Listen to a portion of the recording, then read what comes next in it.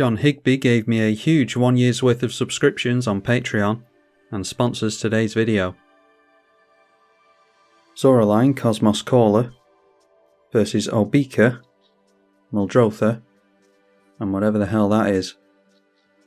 2-land, but we could dump a bunch of life into Ripples of Undeath in order to try and get ourselves into the ramp we need. We've also got a Surveil land to start off with, so yeah, it's a low curve as most of my decks are. Quite like the Maskwood Nexus to regain life with Zoraline as well, so try this one. Savine's Reclamation we draw into, so shadowy back street, we'll see what's on top of the library. Alright, and there's a Soul's Attendant I really like, so definitely keep that on top. Turn 1 Sol Ring from the Rakdos player. And Crime Novelist, don't see enough of this one. Dryad Arbor we assume our opponent just drew into, although it was a tap land previously from the Terramorphic Expanse. All foiled out as well, is always worrisome. And an Urza's Saga for the Obika player. Now, do we go for the Soulsister now? Or do we go for the Ripples of Undeath? Suppose we could go for a tap land with the Polluted Delta. Yeah, let's just go for the Soul's Attendant. There's actually no guarantee that we get into a land next turn, so maybe Ripples of Undeath would have been better, and then we could have grabbed a land out of the graveyard, assuming that we mill one. Foreboding Fruit, target player draws 2 and loses 2. Alright, a Feed the Swarm. I always forget that that's an enchantment as well, one of the rare enchantment lands. So, not losing any life to that, a very aggressive Feed the Swarm gets rid of the Urza's Saga. But yeah, while we're just as likely to see treasure in this list, it's likely going to concentrate more on food. Anyway, a Yavimaya Dryad. Search your library for a forest, put it onto the battlefield tapped. Gain our first bit of life from the Soul's Attendant. A Surveil land for the Obika player as well, who by some miracle did not scoop to his Urza's Saga being blown up. Alright, and we do manage to get into a land, which is very lucky, so play the land. If we go down to 5, we can play Dire Sight and go back up to 7. Or we could go for the Savine's Reclamation to grab the land, but is that a waste of that? I'll go for the Dire Sight here. Get to look at more cards more quickly this way. Alright, Swiftfoot Boots. Dorothy Voidwalker can be reanimated, so that goes in the graveyard. Yeah, and I think we have to keep Swiftfoot Boots on top. Not ideal that we're drawing it here, but managed to get into a land for next turn as well, so the luck continues. Fateful Showdown. Deals damage to any target equal to the number of cards in your hand, discard and draw that many. So, really going after the lands, this guy. And shows us a Bedlam Reveler, Goblin Engineer, a Canyon Slough, and a Blasphemous Act. Then we see the Commander come into play. So they get to reveal and put straight into their hand the Underworld Cookbook, which comes into play immediately. And they decide to create a food, discarding a mountain. More ramp on creatures in Farhaven Elf for the Muldrotha player. And we're back up to our starting life total. So it may well be worth getting down the Dorothy Voidwalker soon. Haven't managed to ramp at all, so a Savine's Reclamation onto that next turn might be worthwhile. 2 land sacrifice to the Lotus Field for the Obika player, which means you can only add 1 mana at a time with that. Yeah, 3 mana of any one colour, so he's nowhere near his commander. Still drawing into the lands off the top, which is fine, so throw down Plains. Let's go Savine's Reclamation onto the Dorothy Voidwalker just so that we can hurt the Rakdos player, hopefully. And then we'll pretend to hold up Swords to Plowshares, Rakdos Signet, and then discarding a card in order to create a food token, which means it goes into exile, and that is a Swamp. So only 1 card in hand here. And sacrifices a couple of food tokens, and yeah, immediately points the 6 damage at the Dorothy Voidwalker. So we're forcing them to do it. They get some mana from the Crime Novelist for sacrificing the food. So if we can keep Dorothy Voidwalker in play with something like a Lurrus, without a finality counter on it, we can really slow down the plays of this guy, hopefully. And the 3/5 goes down the middle. The 3/3 Commander at us. Asceticism for Muldrotha. Gives all of his stuff hexproof and a means of regeneration. Continuing to hold back his creatures. Deciding not to do anything with that mana, so hopefully he doesn't interrupt anything that we're after doing. A Serra Ascendant. Well, I was looking at going for Patch Up in order to grab back the Dorothy Voidwalker. I suppose we could go for the Savine's Reclamation again, couldn't we? And then we'll be able to get down the Dorothy Voidwalker and a Polluted Delta, which ramps us a little bit. Yeah, I suppose that would be a better idea here, because our opponent obviously doesn't want the Dorothy Voidwalker in play. And then the copy goes after the Polluted Delta. So we ramp a little bit. We can even have the Serra Ascendant in play. Now, do we want to have it just sat there, waiting for someone to point removal at it? Probably not a good idea.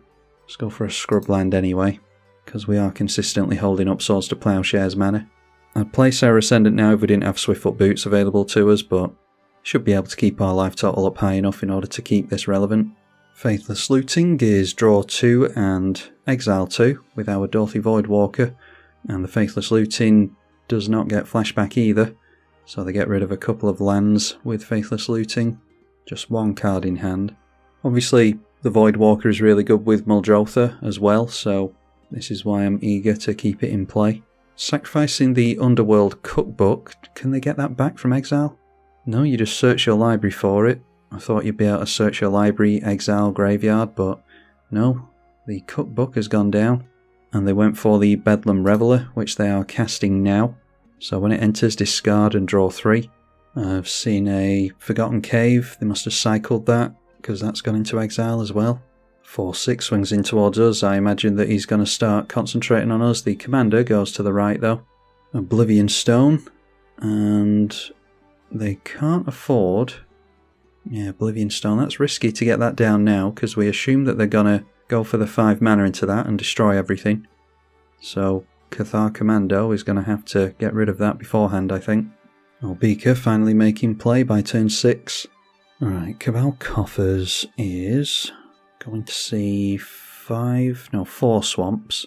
So we play that as our land for the turn, tap those down, we get 4, 5, 6, 7, 8 mana in total this turn. So let's say it's 3, 5, and 7. Do we just hold up Serra Ascendant for the sake of it being a blocker, now that some slightly bigger creatures are going to start swinging in our way? Anyway, Cabal Coffers. We'll play the Ripples of Undeath, start getting some self-mill going, ready for our commander. Muldrotha holding up priority might mean that there's some counter magic available. So we'll play Swiftfoot Boots as well. Might be that they want to counter the Serra Ascendant, so we'll try them on that, because they're continuing to hold up priority. Allowing that to hit play though.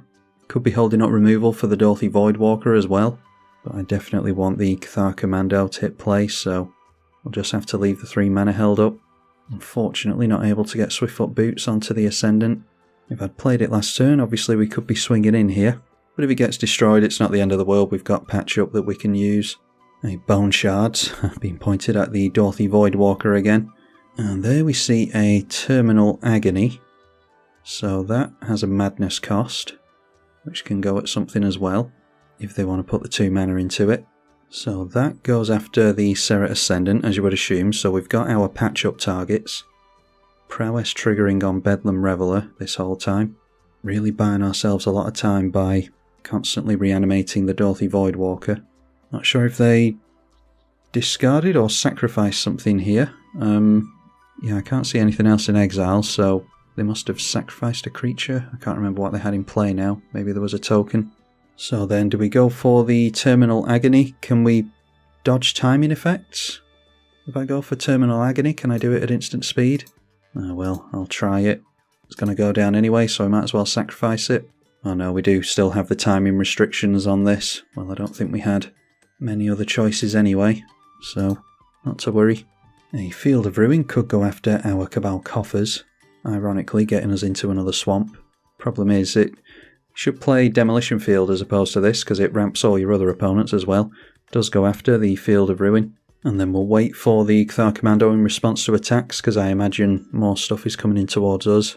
4/6 goes to the right, the commander at us, and the 5/6 against the Muldrotha player. So we'll cast Cathar Commando here. And it is allowed down through whatever Muldrotha is trying to hold up. And block, the 4/3 is being allowed through to Albika, other creatures are being blocked. And then in response to blocks we'll go after the Oblivion Stone, which unfortunately will not get exiled now thanks to Dorothy Voidwalker but I did want to save myself on some damage. Oh, of course, they've got the additional land now, don't they? Ugh, forgot about that. I'm playing as though they can't afford to blow everything up here. But they were going to do this anyway. Yeah, that's why you play Demolition Field as opposed to Field of Ruin. Giving your opponents additional mana can really make a difference. So everything getting wiped out. If we can manage to get into a land next turn, then we can still go for our commander for 5 mana, including the reanimation cost. And grab back Ripples of Undeath might be a good idea. And then patch up and grab the maybe Serra Ascendant, but definitely the Dorothy Voidwalker, as it's going to be the most important card in the game apparently. Yeah, could have played around that Field of Ruin of course, and completely forgot about the additional mana for the destruction of everything. I was just thinking about saving life. I thought the Prowess creature was going to get massive and swing in towards us. There's more creature-based ramp with a Wood Elves that will bring in the Forest untapped. And into a Karn Liberated, which can't exile a target permanent at least. Target player exiles a card from the hand, going up to 10 loyalty immediately, and 7 cards in hand for Elbika, so should be an easy enough decision. Exiles underneath that a Sheoldred the Apocalypse, wow. Elbika back into play again. Okay, that is a Call of the Death Dweller, so return 2 creatures, total mana value 3 or less. And we can do near enough the same with Patch Up. So are we just doing that this turn? Saving the Zoraline? Because we can get all of our creatures back here. So let's go for... So with this it's a Death Touch counter on one of them, and a Menace counter on one of them. So it would have to be... Menace is useful on the Serra Ascendant. So we'll go for that, which means it'll have to be Death Touch onto the Cathar Commando. And then if Karn ticks up towards us, then we'll lose out on the Maskwood Nexus, but so be it. Death Touch on Cathar Commando, Menace on Serra Ascendant. Patch Up goes for the 2 remaining creatures. Suppose I could have done the Soul's Attendant first to gain a bit more life here. And we can even hold up mana for blowing up something with the Cathar Commando, but no haste unfortunately, so pass the turn at that. The Rakdos player with 1 card in hand just passes through the turn. Jungle Barrier, don't know that one. Defender, 2/6 when it enters draw. Could tick down with the Karn as well. In order to get rid of the Dorothy Voidwalker, I mean we're forcing the issue at least, which means that hopefully we can get through Serra Ascendant at the Karn Liberated, but obviously the graveyard player doesn't want to see this either, so finally the Dorothy Voidwalker goes down permanently. But it's bought us a nice chunk of time, that card. Alchemist's Gambit for the Grixis player. No, doesn't look like it's been cleaved. Take an extra turn after this one. During that turn, damage can't be prevented. And of course they can end the turn with the clause that has them lose the game. So if someone can blow up Elbika, then it might be a good idea to do it now. Puppeteer Clique is your graveyard? No, it has to be an opponent's graveyard. Puppeteer Clique is pointed at the Farhaven Elf. Can they grab any basic with that? Yeah, any basic land. The exile trigger goes on the stack from the Puppeteer Clique, and now activating the commander. So starts the additional turn. Splinter Twin onto Puppeteer Clique, so can make a consistent copy of that. And now Muldrotha has something to say. A Mystic Snake, we thought they'd been holding up counter magic for a lot of the game, so is going to counter the Splinter Twin. And there's a Force of Will.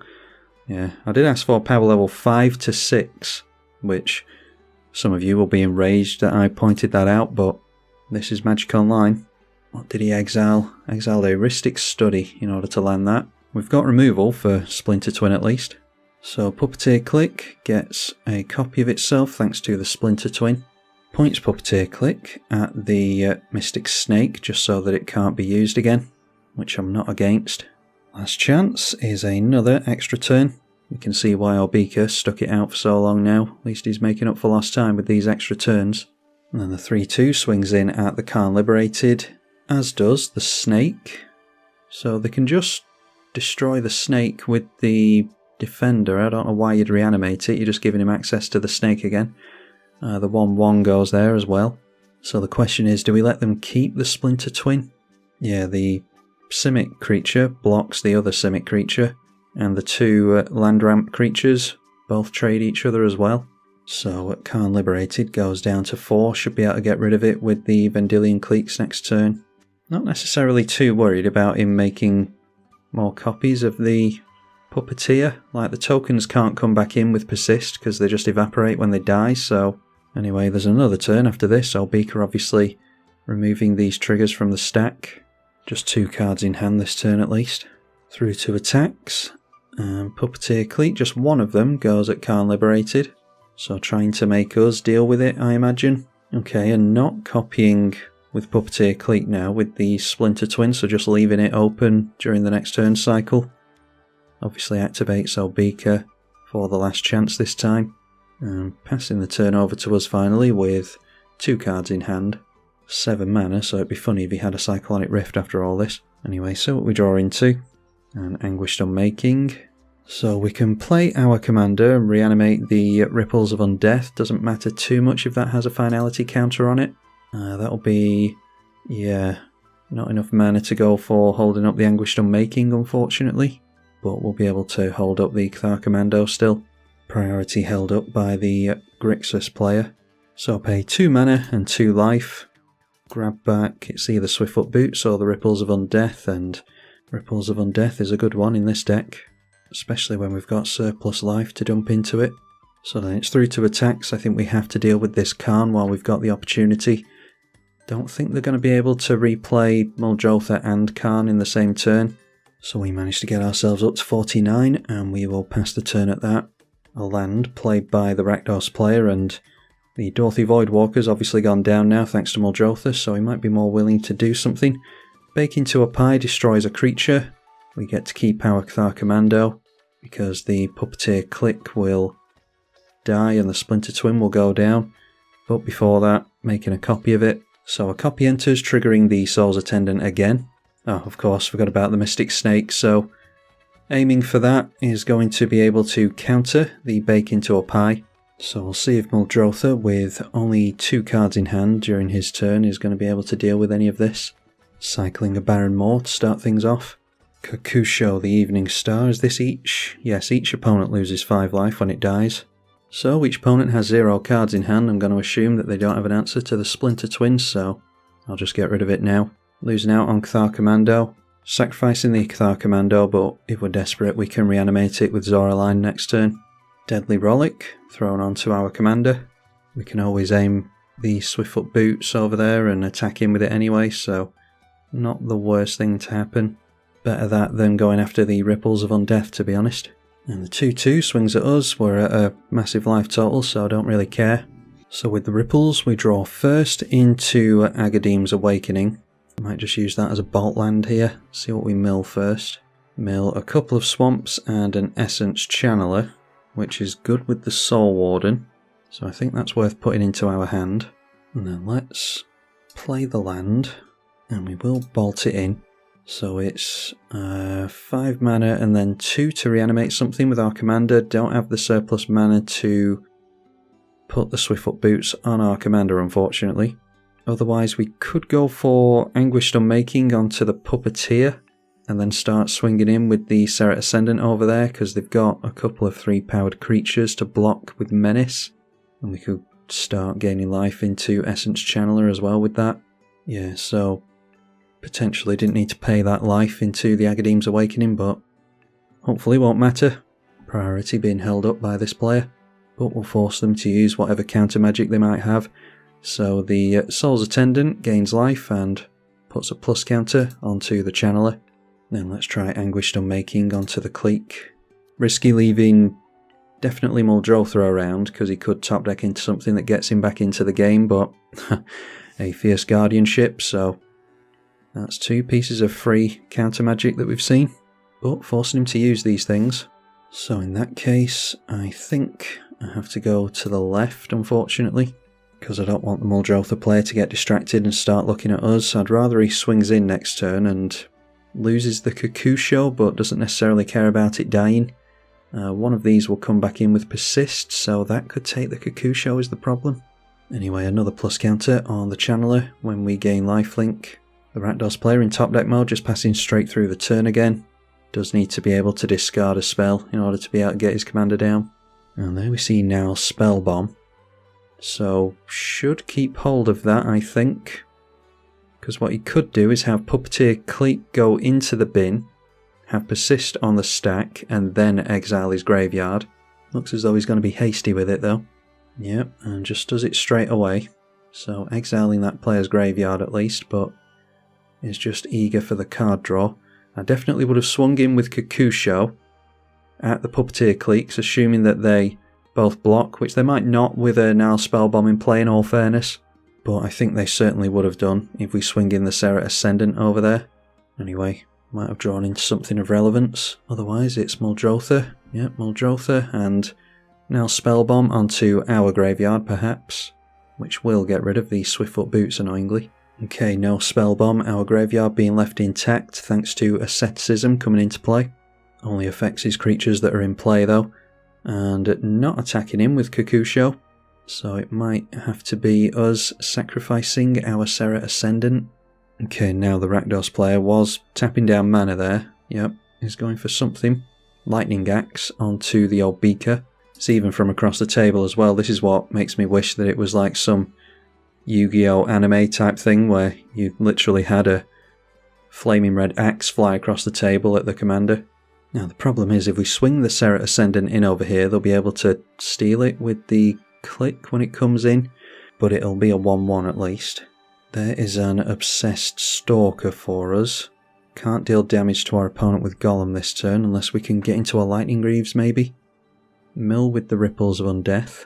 And there we see Phyrexian Tower, Swamp and a Generous Gift. I think the Generous Gift is worth taking there.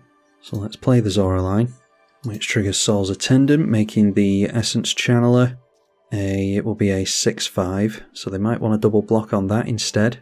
Make it difficult for our opponent to make a decision at least.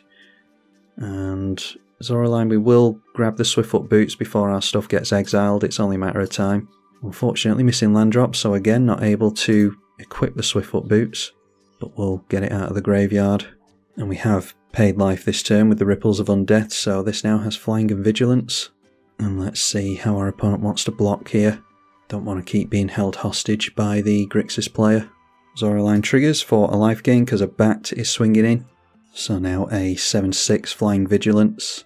Deciding to, double block on the Essence Channeler, so we get to keep our Serra Ascendant at least. But they're going to be able to reanimate something with the Click. And the counter's going to go onto a creature we control, so we'll make it easier for the Zoraline to swing in. We'll take the counters from one bat onto another. So Persist triggers on the token and on the original, but we only care about the original coming back in with the minus counter, and does point the Click at the bat. So I'm not sure how easy he's going to find it to give that Flying and Vigilance, plus I'm not sure how much life he's going to be able to gain, but he's taking it away from us at least, which might be his tactic. So it might be that Golem becomes relevant next turn. I think every creature in play is going to have greater power than Golem, so we can swing it in wherever, but probably over here to double up power. Does need to swing in, so it will need the Swiftfoot Boots equipped to it. Again, the Rakdos player just passing the turn may well have interaction held up like he did during the previous turn cycle. But Jukabog enters now, probably pointed at us. Yep. So all we really had there, might have been able to get out Cabal Coffers with Sun Titan. Cathar Commando, could have reanimated it with our commander, I'm not entirely sure we would have done that, maybe would have done it actually, so that we can point that at the Asceticism, but like I said we've got the Generous Gift anyway, if we're worried about that. I'm hoping that there'll be some attacks to the right here, especially with the ability to regenerate stuff.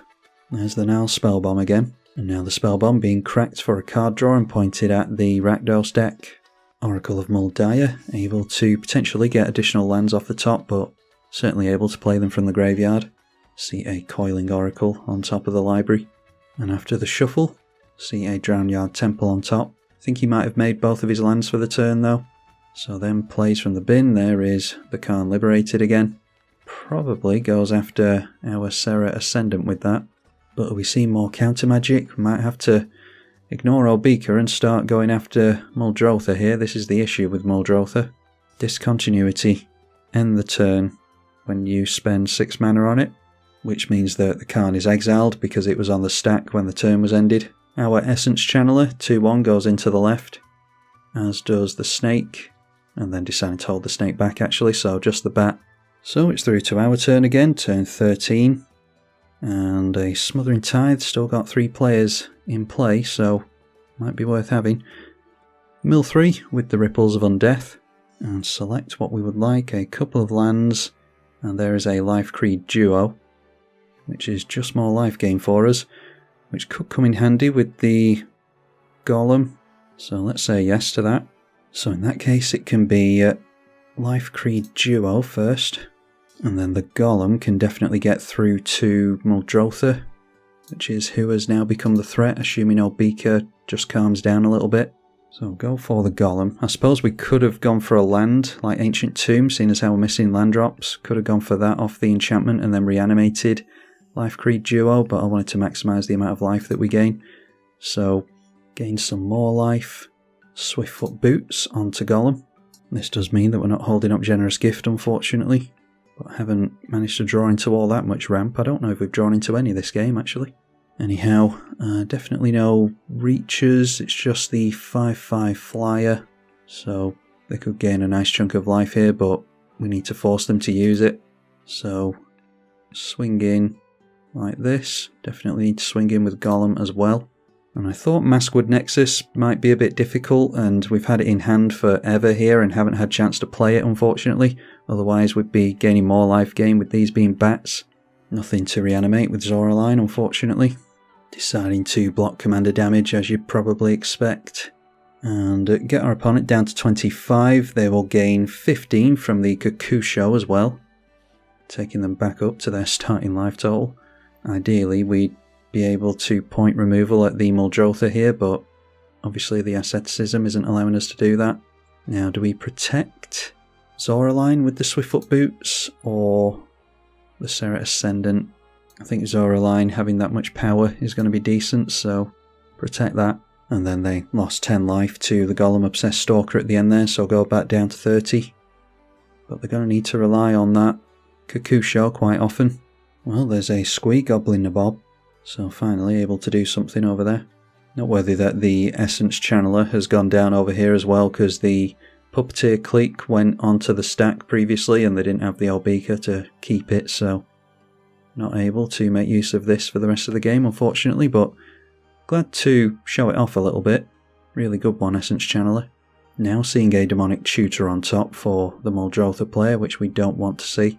Hopefully they won't be able to draw into it. I'm not sure if they've got like Muldrifter in the graveyard or anything.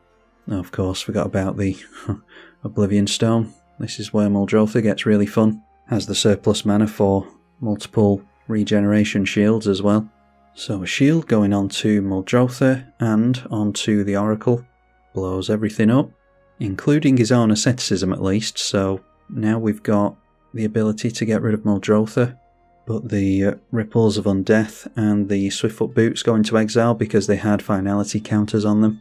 Jungle Barrier hardcast back into play, does not want to shuffle with the Terramorphic Expanse thanks to having the Demonic Tutor on top, so definitely know he has Demonic Tutor now because Jungle Barrier just drew him into it.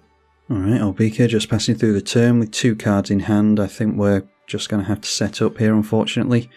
Draw into a Soul Ring. So if we play that straight away, gains us a mana. Our commander costs 7, so that's 5, 6 and 7. We can reanimate something straight away, but it leaves Muldrotha for another turn and we don't want Kakusho to hit play again, so I think it's Smothering Tithe for sure. Then the question is, can we go Maskwood Nexus? Might be that Muldrotha actually pays the tax. Might be that the Rakdos player pays it as well because he doesn't have anything else to do, so yeah, I think we just hold up the Generous Gift and continue to not play Maskwood Nexus. Squee being returned from graveyard to hand, and the Tithe tax is paid for, so I'm glad I held up the Generous Gift now. I think there was a likely chance that that was going to happen. Sir Ginger, the Meal Eater, and now shuffling with Terramorphic Expanse, so we're not going to see a swamp on top anymore. Instead we see Boseiju, so let's force them to recast their commander. We'll go for the Generous Gift now. It does mean that the Beast is going to be able to attack, but we've got 61 life, so I don't think it really matters. So they'll have 3 cards in hand, including a Demonic Tutor. That might dictate what they tutor for with Demonic Tutor. Argument to be made for waiting for them to tutor for something and then blow up the Muldrotha in response once it's resolved, but that gives them way too much time. Paying for the tax here as well, and then deciding against it, which, yeah, deciding to allow us to have the treasure. Cast Demonic Tutor, shuffling away at the Trinket Mage. And Primal Surge. Hopefully our opponent doesn't just win the game here.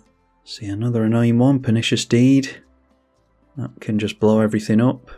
And Ether Spellbomb. Seen a bunch of lands so far. You assume that he's built the whole deck around Primal Surge.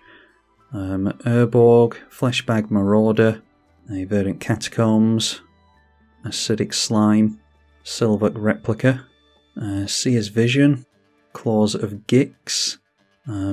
There's a, can't keep up with it, the client's being really slow now, so it's not even highlighting what I'm asking it to. A Daring Apprentice, the Liliana Heretical Healer, Krosan Tusker, Azusa has hit play as well. Did we see, there's Dark Steel Plate, Sakura Tribelder, Seer's Vision, Life Gift. Oh, and this is in Obika's hand. We can see Obika's hand for whatever reason. A Mystical Tutor and a Yawgmoth's Will with no graveyard. Why don't I just expand? We can see the top of the Muldrotha player's library thanks to the Oracle of Muldiah.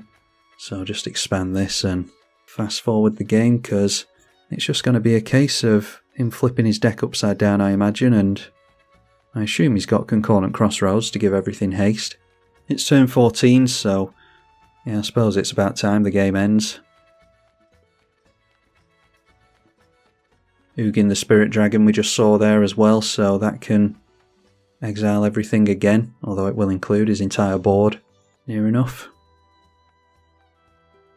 10 cards left in his library, so I'm not sure if he's got some kind of combo that he's got immediate access to. Noteworthy, it is a May ability with Primal Surge, so you don't have to put things onto the battlefield, but he's continuing to do it.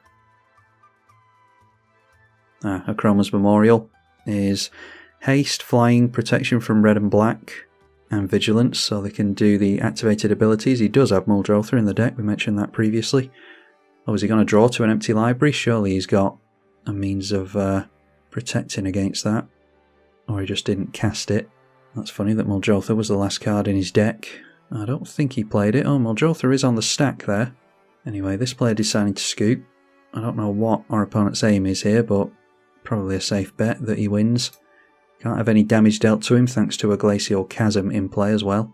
Venser bounces the land Tranquil Thicket back to hand. Didn't spot that thanks to all the cards. So Laboratory Maniac, if you would draw a card while your library is empty, then you win the game, so that's the aim here. Get that down, turn your entire library upside down and just draw into Labman, which our opponent is going to do. Thanks to the Muldrotha, we see an Elvish Visionary as well, so yeah, there we go. Got to show off a little bit of Zoraline at least. It was a very interactive game, that one, so I'm happy with how it performed. I wasn't sure how good a commander this was going to be, but I'm actually quietly impressed with it. So hopefully you all enjoyed this game as well. Massive thank you to the patrons for their support of the channel, and I will see you all in the next one, I hope. I'm tribalkai. Thank you for watching.